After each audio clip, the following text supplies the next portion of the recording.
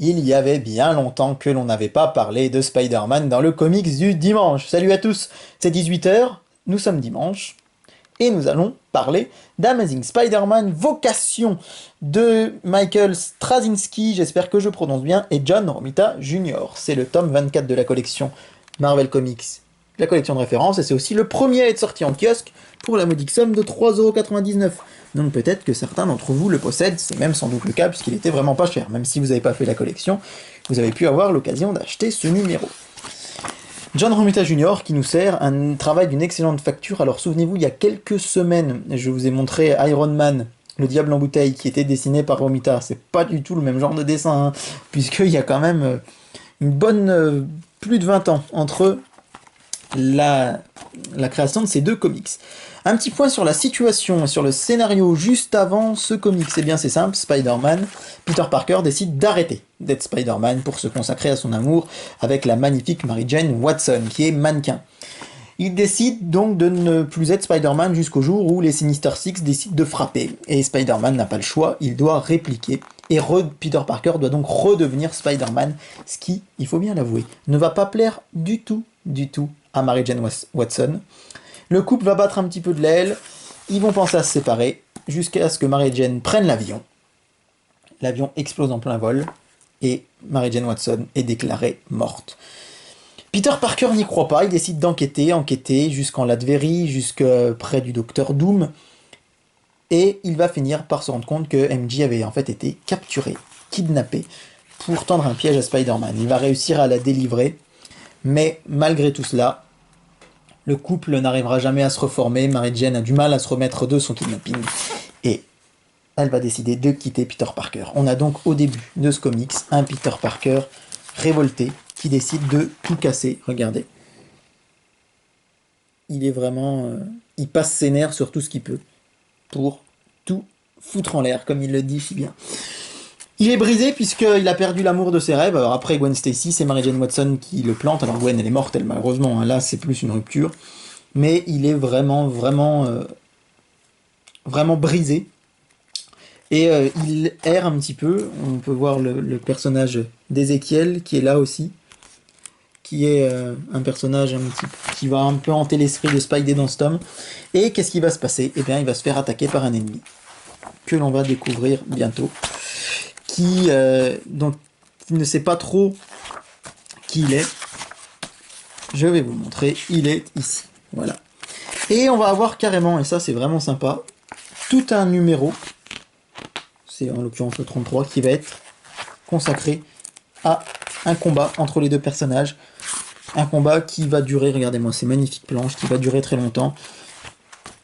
Et voilà, Spider-Man se rend compte que c'est un des ennemis les plus puissants qu'il n'ait jamais vaincu, puisqu'il avait vaincu juste avant le Bouffon Vert dans les épisodes précédents. C'est pour ça d'ailleurs qu'il avait dessiné dans la tête Spider-Man, parce qu'il pensait que la plus grosse menace était partie. Et là, voilà, s'ensuit un ennemi, il dit qu'il n'a jamais senti quelqu'un le frapper aussi fort, que ce soit Thor ou Hulk, etc. etc. Et cet ennemi s'appelle Morlun. Morlun, enfin, ça s'écrit M-O-R-L-U-N. Je sais pas exactement comment on prononce. Et voilà. C'est un comics, c'est top. Bah déjà parce que on va peut-être pas aller trop vers la fin, mais c'est super bien écrit, c'est super bien scénarisé. Et moi j'adore les super-héros quand ils sont justement dans leur phase un peu sombre, quand ils vont pas bien, puisque c'est souvent là qu'ils renaissent de leur cendre, et là c'est vraiment la renaissance de Spider-Man. Et la planche finale de ce comics, elle est très connue.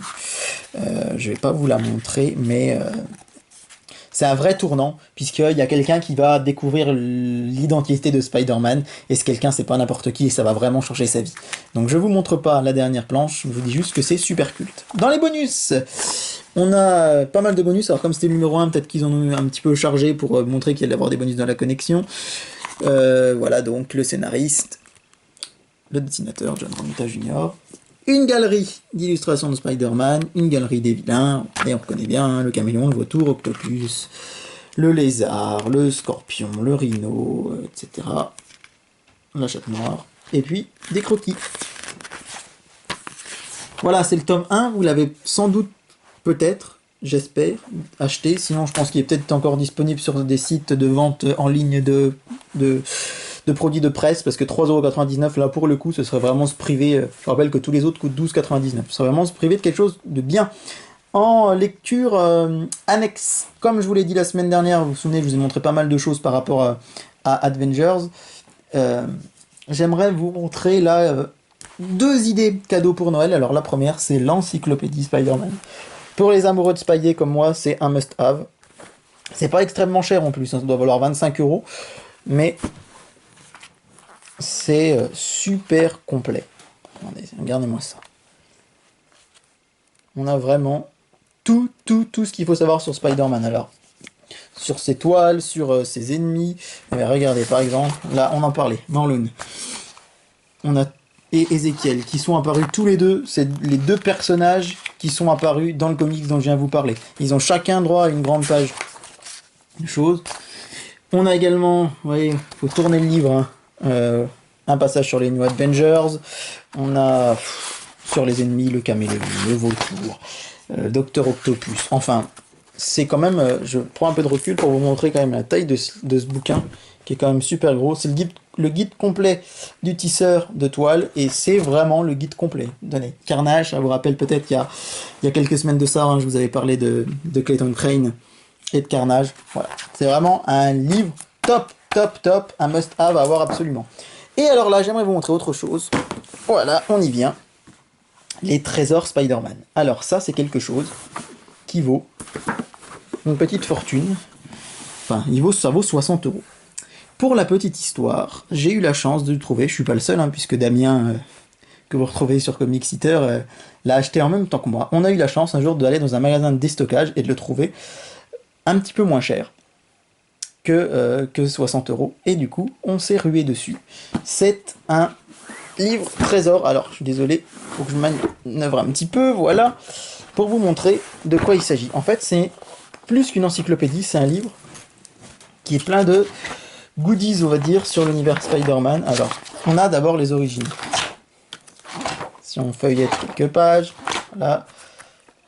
Regardez-moi ça, s'ils sont un petit peu mignons. Et on a... C'est un livre qui reprend toute l'histoire de Spider-Man. Et au milieu, on a des goodies. Alors regardez, par exemple, un visuel original d'Amazing Fantasy XV. Amazing Fantasy XV, hein, c'est la création de Spider-Man. Vous voyez, on a... c'est des facsimilés, en fait. Ici, vous avez Spider-Man. Hop, si j'arrive à le sortir, c'est des croquis préparatoires de Kraven, Octopus, Electro. En fait, c'est un livre qui est plein de petits secrets. Alors, il faut aimer, on en a parlé justement il n'y a pas très longtemps, il faut aimer ces livres qui racontent vraiment l'histoire de Spider-Man, ça c'est sympa. Et après, ces goodies, bah voilà, c'est soit on aime, soit on n'aime pas. Par exemple, ici, un poster de Spider-Man des années 60. C'est une sorte de caverne d'Ali Baba. On a même un masque. Spider-Man, non, je le mettrai pas, je suis désolé. Un masque, regardez, un badge, un autocollant un peu assimilé à Panini, des planches, des facsimilés, enfin bref. Encore une planche ici. Vous avez à la fois ce côté histoire, aventure, là par exemple sur les Spider-Girl, Spider-Woman, Spider-Man 2099. Ce côté assez sympa, et puis vous avez le côté facsimilé, regardez, par exemple ça c'est rigolo, une carte de presse du Daily Bugle, etc. Honnêtement, à 60€, je l'aurais jamais acheté. Au prix où je l'ai trouvé, je suis heureux de l'avoir pris. C'est quand même un joli livre de collection. Moi, je trouve ça plutôt sympa. Vu le prix où je l'ai payé, encore une fois, ça vaut vraiment le coup. Surtout quand on aime bien avoir des goodies ou des choses comme ça. Voilà, c'est bientôt Noël, ça peut être 2 idées de cadeaux. Les trésors de Spider-Man. Et je vous remontre la fabuleuse encyclopédie. C'est tout pour cette semaine. On a été assez complet, je pense, sur le tisseur. Les fans de Spider-Man, je l'espère, auront été ravis de cette émission. En tout cas, j'étais ravi de la faire. À très vite. Salut et bonne semaine à tous.